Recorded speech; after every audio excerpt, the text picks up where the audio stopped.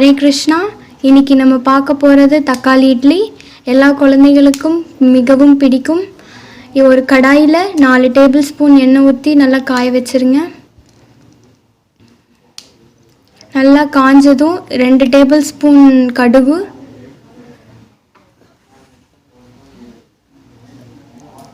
1 table spoon கடலைப்பருப்பு, 1 table spoon உளுத்தப்பருப்பு, 1 table spoon ஜீரகம் நல்லா பொரிய வைங்க. நல்லா பொரிஞ்சதும் ஒரு 10 மிளகாயை நீளமாக வெட்டி, அப்புறம் ஒரு கை கொத்து கருவேப்பிலையெல்லாம் போட்டு நல்லா வதக்கிக்கோங்க ஒரு 2 செகண்டுக்கு. அப்புறம் நான் 30 இட்லிக்கு 1 கிலோ தக்காளி எடுத்திருக்கேன். 1 கிலோ தக்காளி எடுத்துட்டு அது நல்லா வதங்கிக்கோங்க. அதில் தேவையான அளவு உப்பு போட்டுக்கோங்க. ஆல்ரெடி இட்லியில் உப்பு இருக்கும், அதனால் கவனமாக சேர்த்துக்கோங்க. அப்புறம் ஒரு இட்லியை நாங்கள் 8 பீஸாக கட் பண்ணி வச்சுருக்கோம். இப்போ கொஞ்ச நேரத்துக்கு அப்புறம் 1 டேபிள் ஸ்பூன் மஞ்சத்தூள் போட்டு நல்லா வதக்கிக்கோங்க.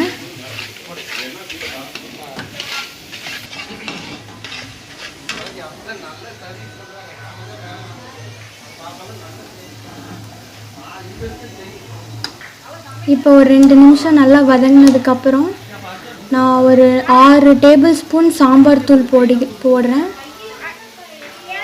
அப்புறம் 2 டேபிள் ஸ்பூன் மிளகாய் தூள் போடுறேன். 30 இட்லிக்கு நான் செய்கிறதுனால நான் இவ்வளோ போடுறேன். நீங்கள் உங்கள் அளவுக்கு தகுந்தாப்பில் போட்டுக்கோங்க.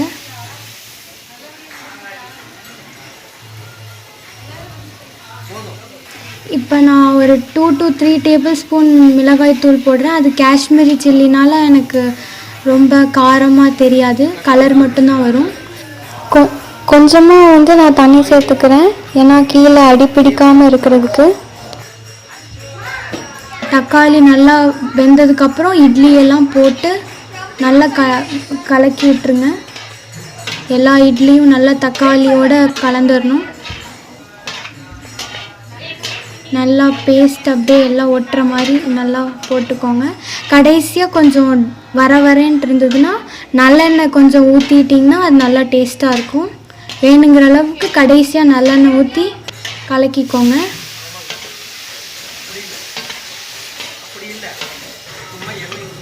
நல்லா எல்லா இட்லியும் நல்லா கலக்கிக்கணும்.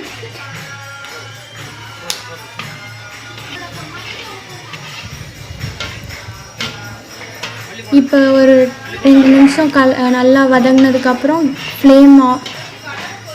இட்லி நல்லா சூடாகி 2 நிமிஷம் வெந்ததுக்கப்புறம் கேஸ் ஆஃப் பண்ணி கொத்தமல்லி இலையெல்லாம் போட்டு 2 கை நிறைய கொத்தமல்லி இலை போட்டிருக்கேன்.